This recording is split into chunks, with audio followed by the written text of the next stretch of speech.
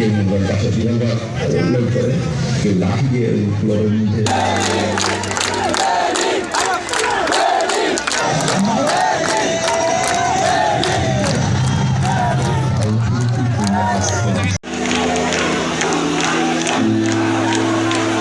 বিপুল থেকে শুরু হয় হেফাজতের সমাবেশে বলছে এই সমাবেশে শিকার পরিবারগুলো কি পারবে হাসিনার এই বিচার ছাড়াই পালিয়ে যাওয়াকে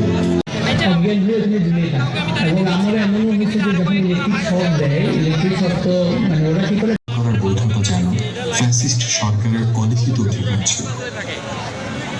কখনো মাদক বিরোধী অভিযান, কখনো চোরা কারবারি বা বাস্তব পরিসংখ্যান আরো অনেক বেশি।